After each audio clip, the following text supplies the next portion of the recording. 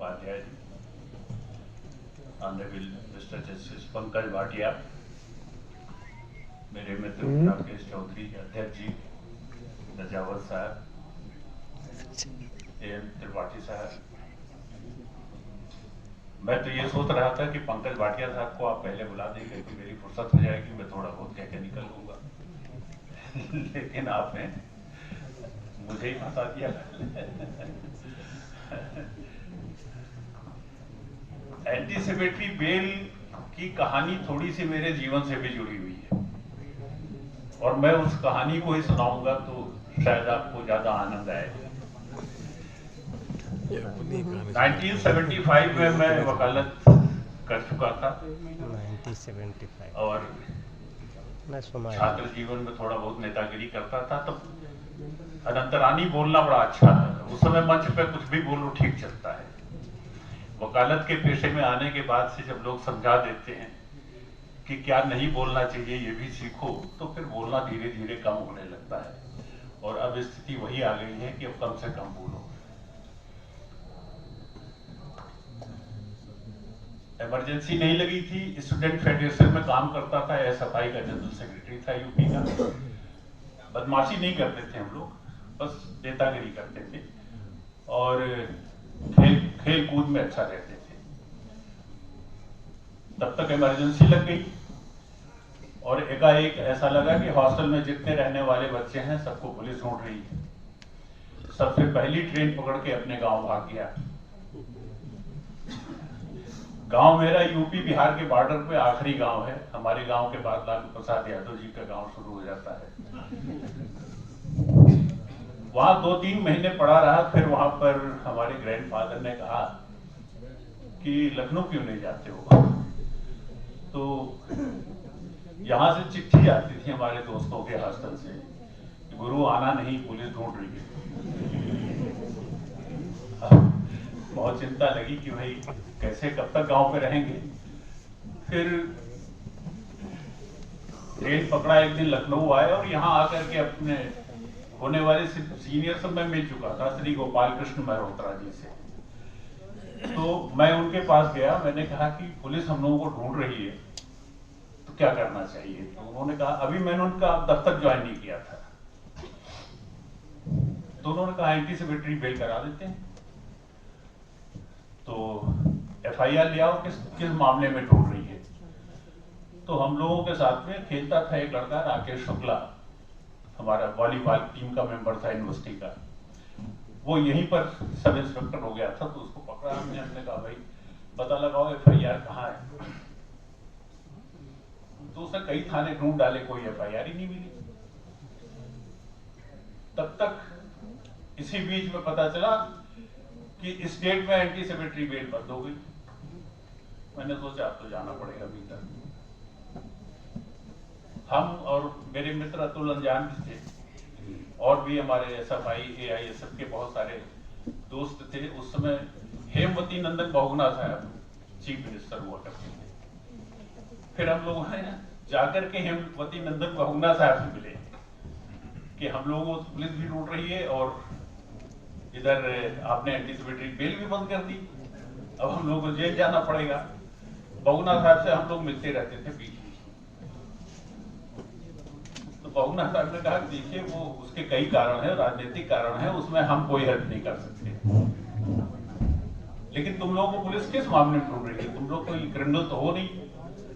तो उन्होंने इकबाल साहब यहाँ पर आए थे, इकबाल साहब को कहा कि देखिए भाई इन लोगों को पुलिस किस मामले में ढूंढ रही है। उन्होंने अपने बंगले पे बुलाया, तो हम लोग गए तो उन्होंने कहा नहीं आप लोगों को पुलिस नहीं ढूंढ रही है, लेकिन जो एंटीसिपेटरी बेल से वास्ता पड़ना था वो वास्ता पड़ चुका था। फिर वकालत में आ गए, तो वकालत में आने के बाद से फिर एंटीसिपेटरी बेल बंद हो गई। कहने का मतलब ये है कि वो कहते हैं ना जहां जहां बहुत बड़े संतन के था द बंटा था, तो आते ही एंटीसिपेटरी बेल बंद हो गई। और अब जब 40-42 साल की वकालत खत्म करके अब सोच रहे थे कि अब रिटायरमेंट ली जाए, तब तक सद्बुद्धि आई सरकार को और उसने फिर से दोबारा एंटीसिपेटरी बेल चालू कर दी। फिर से पढ़ना पड़ा एंटीसिपेटरी बेल कैसे होती है, क्या होती है, किन परिस्थितियों में हो सकती है, किन परिस्थितियों में नहीं हो सकती है। तो ये एंटीसिपेटरी बेल की कहानी थोड़ी लाइफ से मैंने गुजरा तो इसको देखा। इस बीच में एक बार वास्ता पड़ा था। कैप्टन सतीश शर्मा 1989 में मैं राजमोहन गांधी साहब का इलेक्शन एजेंट था और उस समय इलेक्शन हुआ था राजीव गांधी साहब। तो अमेठी में गोली कांड हो गई थी, उसमें एक आदमी मारा गया था, कई लोगों को गोलियां लगी थी। उसमें captain Satish Sharma ex minister, उनका प्रोसिक्यूशन हो रहा था और उसको स्टेट गवर्नमेंट ने स्पेशल पब्लिक प्रोसिक्यूटर अपॉइंट कर दिया था। यहां से वारंट हो चुकी थी, सुल्तानपुर से वारंट हो चुकी थी कि एक दिन हमको खबर मिली कि साहब वहां दिल्ली में उन्होंने एंटीसिपेटरी बेल मूव कर दी। तो शाम को ही मुझे स्टेट गवर्नमेंट ने फ्लाइट से कहा कि आप जाइए दिल्ली अपोज करिए। तो मुझको आइडिया नहीं था। हम लोग दिल्ली पहुंचे तो पता चला नेक्स्ट डे मॉर्निंग में कि उनकी बेल तो रात में ही हो गई, रात में 11 बजे जज साहब के घर पे हो गई। तो फिर उस समय भी हमको एंटीसिपेटरी बेल पढ़ने का मौका मिला कि दिल्ली में कैसे हो सकती है। तो उस जजमेंट में गुरबख्श सिंह सिब्बा वाले केस को, पंजाब का एक केस था जिसमें उन्होंने ये सुप्रीम कोर्ट ने ये होल्ड किया है कि जहां आदमी रहता है वहां का भी ज्यूरिसडिक्शन लागू होगा, और इस आधार पे कैप्टन सतीश शर्मा साहब की बेल हुई थी। ये हादसे आते रहे। एंटीसिपेटरी बेल का प्रोविजन बहुत जरूरी है और इसका उपयोग भी बहुत ज्यादा होना चाहिए। आज हम अगर गवर्नमेंट के आंकड़े देखें तो गवर्नमेंट के आंकड़े आते हैं कि हमारे यहां रेप 50% कम हो गए, लूट हमारे यहां 30% कम हो गए। जितने भी हीनियस क्राइम हैं उनके बारे में आता है कि साहब ये कम हो गए, लेकिन जेल में अंडर ट्रायल की संख्या बढ़ती जा रही है। क्या कारण है? कारण यह है कि बेल नहीं हो रहे, और बेल नहीं हो रहे हैं इसका असर हमारी न्यायपालिका पे पड़ता है। जितना वक्त ऑनरेबल कोर्ट का बेल कंसीडर करने में, second bail consider, third bail consider करने में लगता है, उतना वक्त हम अपील में डिसाइड करा सकते हैं, ट्रायल डिसाइड करा सकते हैं। जब 1980 में जजमेंट आया जस्टिस कृष्ण अय्यर का Babu Singh versus state, bail not bail, तो एक फिजा वो भी था। और आज का दिन है जेल नॉट बेल। छोटे छोटे अपराधों में भी हम देखते हैं कि बेल नहीं होती है। ऐसा केस जिसमें 5 साल की सजा हो सकती है, 5 साल की सजा हो सकती है, वो ऑनरेबल हाई कोर्ट में भी हमको 4-4 महीने 5-5 महीने इंतजार करना पड़ता है कि उसकी बेल हो जाए। तो आखिर ये ऐसी परिस्थितियां क्यों आती हैं?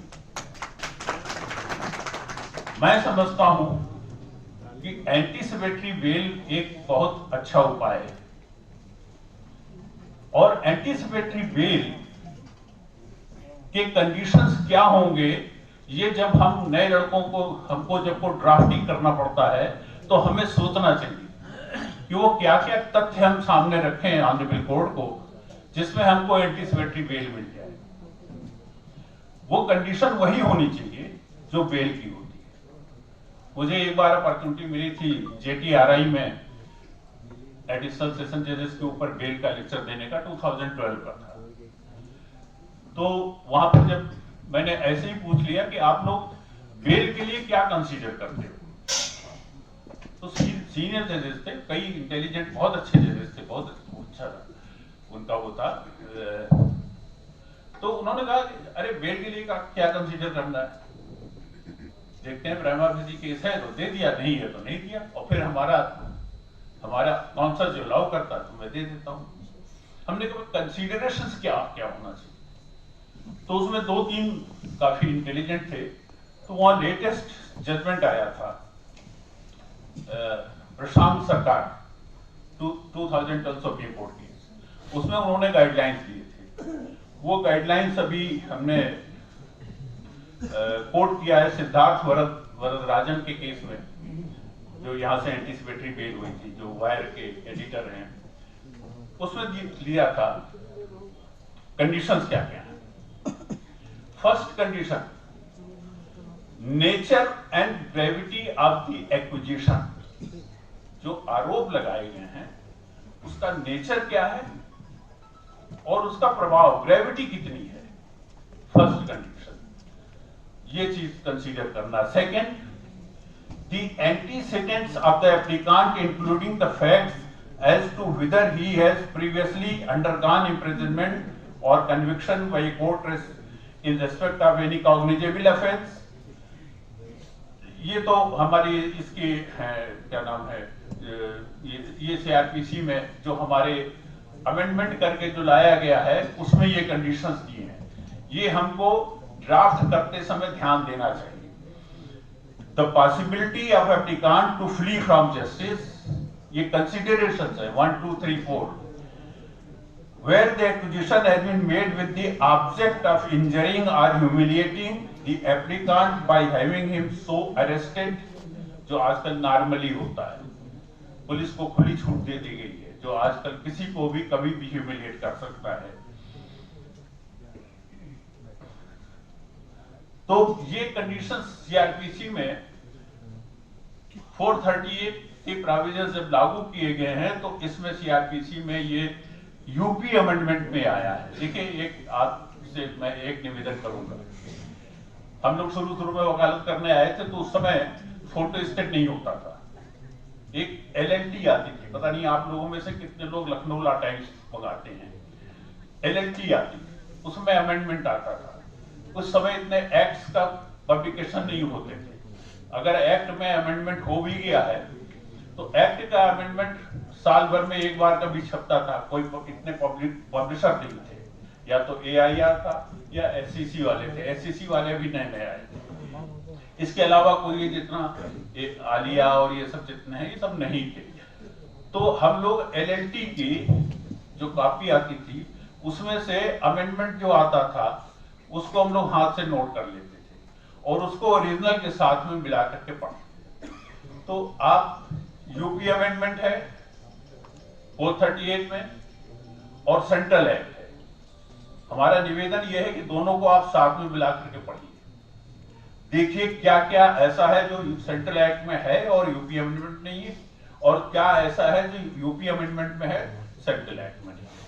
उसके बाद आप डिसाइड करिए कि आपकी बेल यूपी अमेंडमेंट के अनुसार फाइल हो सकती है कि नहीं हो सकती है। तो ये जो प्रशांत सरकार के केस में जो कहा था वो नहीं हो सकती, दिल्ली में जाके हाँ जजमेंट आपने लिखा ना, रिपोर्ट किया था और रेजिडेंट वहाँ उसमें किया था। आधार कार्ड चेंज करना। जो nature and gravity of the acquisition है ये बहुत इंपॉर्टेंट रोल प्ले करता है। 9 ग्राउंड्स दिए हैं, उन 9 ग्राउंड्स को आप उसमें देख लीजिएगा क्या क्या है कि chances of fleeing from justice, दोबारा रिपीट करने की संभावना है कि नहीं है। ये 9 ग्राउंड्स को आप पहले कंसीडर करिए और उसके बाद आप देखिए कि आपका केस उसमें फाल करता है कि नहीं करता है। ये आपको कन्विंस करना पड़ेगा। अगर आप ये कन्विंस नहीं कर पाएंगे तो शायद मुश्किल होगा आप लोगों को मिलना। तो क्वेश्चन ये राइज होता है, अभी जजमेंट आया था, अगर वारंट इशू हो गया है तो क्या आपकी बेल हो सकती है? अभी 2 जजमेंट आए हैं ऑनरेबल सुप्रीम कोर्ट के, उसको मैंने एक केस में आर्गू किया तो जस्टिस आलोक माथुर साहब ने उसको डिस्टिंग्विश किया। उसमें उन्होंने कहा कि अगर during the course of investigation आप कोऑपरेट नहीं कर रहे हैं and you are fleeing from justice, तो अगर उस समय आपके खिलाफ वारंट हो गया है और आप एब्सकॉन्डर डिक्लेयर कर दिए गए हैं तो आपको एंटीसिपेटरी बेल के लिए आप इंटाइटल नहीं। लेकिन if after filing of the chargesheet accused को पता ही नहीं कि चार्जशीट फाइल हो गई, कॉग्निजेंस हो गया है, वारंट इशू हो चुका है, नहीं हो चुका है, after filing of the chargesheet अगर इस तरह की आती है तो कोर्ट उसमें एंटीसिपेटरी बेल दे सकती है। तो वारंट इशू होना डिपेंड करता है कि किन परिस्थितियों में। अगर आप कोऑपरेट नहीं कर रहे हैं इन्वेस्टिगेशन में तो आप फिर इंटाइटल नहीं होंगे। अभी जो लेटेस्ट जजमेंट आया है ये उनका, वो उसको जस्टिस संजय किशन कौल साहब ने 3 लगातार जजमेंट दिए हैं। उसमें after filing of the chargesheet में तीनों केसेस में, तीनों जजमेंट्स में थोड़ा थोड़ा चेंज किया है उन्होंने। पहले ये था कि वो एक केस आया था जिसमें ऑनरेबल सुप्रीम कोर्ट ने कहा कि अगर एक्यूज्ड को ड्यूरिंग इन्वेस्टिगेशन अरेस्ट नहीं किया गया और इन्वेस्टिगेशन के बाद चार्जशीट फाइल हो चुकी है और वो अपीयर होता है कोर्ट के सामने, तो कोर्ट उसको बेल अप्लाई करे तो बेल मिलनी चाहिए। क्यों? उसका रीजन दिया है कि अब उसको ट्रायल फेस करना है, अब उसको इन्वेस्टिगेशन में कोई वो नहीं इंटरफेयर नहीं कर सकता है वो, तो ऐसी परिस्थितियों में बेल दे देनी चाहिए। फिर उसको डिस्टिंग्विश किया उन्होंने कहा कि जो 7 साल से कम की सजा है उसको अलग करना चाहिए। तो ये तीनों जजमेंट आप लोग जरूर देख लीजिएगा। एक अमरजीत नाम है उसका, अमनप्रीत का आया था, उसके बाद ये आया, अमनप्रीत के बाद ये जस्टिस सत्येंद्र कुमार एडनान जी का, ये तीनों जजमेंट अभी आए हैं। आप लोग तो आजकल वो बार एंड बेंच चलता है, लीगल कौन से साइट चलते हैं, 1 मिनट के अंदर पर डे जितने भी जजमेंट आते हैं, जितने ऑर्डर आते हैं, सब आप देख सकते हैं। ये वो जमाना नहीं है जब हमको महीनों इंतजार करना पड़ता था। तो आखिरी बात कहना चाहेंगे, क्रिमिनल साइड की वकालत के अलावा हम लोग कोशिश करते थे कि हम जाएं थोड़ी रेवेन्यू लॉ भी सीखे। दादा टीसी मुखर्जी थे, उनका ऑफिस में अटेंड करता था। मन्नान साहब के यहाँ में जाता था।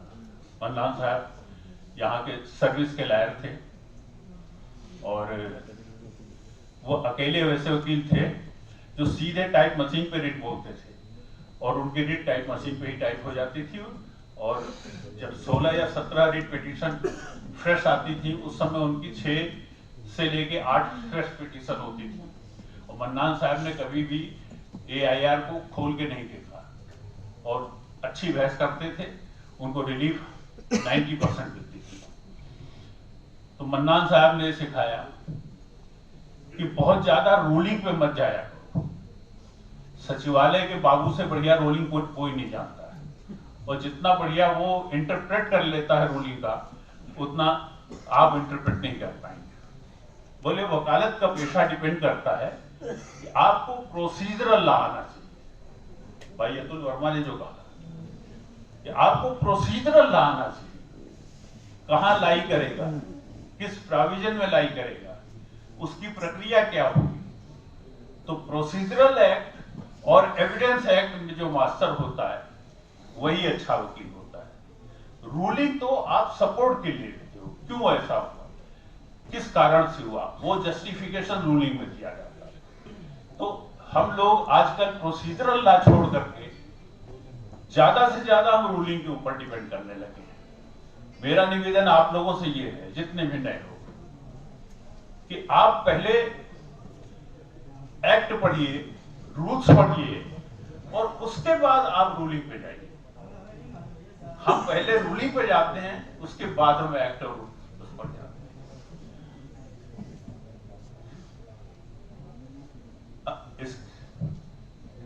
मैं समझता हूं कि मैं अपनी बात जितना कहना चाहता था मैं कह लिया।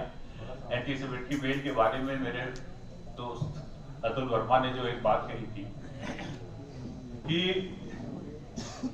एंटीसिपेटरी बेल को लिखते समय आपको पहले वो कंडीशंस डाल देने चाहिए कि ये बेल कहीं बार्ड तो नहीं है, जैसे कि उन्होंने 4 हमारी यूपी अमेंडमेंट में है ना, unlawful activities prevention act officer secret act, इसमें आपको एंटीसिपेटरी बेल नहीं मिल सकती। कुछ एक्ट जस्टिस देवेंद्र उपाध्याय जी ने बताया कि कुछ एक्ट में लिखा हुआ है, SC/ST एक्ट में लिखा है कि आप एंटीसिपेटरी बेल नहीं मिलेगा, वो आपको CRPC के अमेंडमेंट में नहीं है, वो एक्ट में लिखा है। इसी तरह से एक आध और एक्ट में, तो उसको आपको लिखना पड़ेगा, आपको ऊपर ही डालना पड़ेगा, जिससे हम कोर्ट को मिसलीड न होने पाए। हमारी ड्यूटी है कि हम कोर्ट को मिसलीड न करें, हमारी ड्यूटी है वो कोर्ट को ही आगाह करा दें कि साहब हमारा केस ऐसा है जिसमें हम एंटीसिपेटरी बेल को दे सकते हैं। तो ये चीज लिखने के बाद जो कंडीशंस हैं वो आप देख करके अपनी ड्राफ्टिंग करें, आप लोग रखें। अगर आप ये सोचते हैं कि दिन हमारे खराब हैं तो ऐसा मत सोचिए, अच्छे दिन भी आएंगे। धन्यवाद।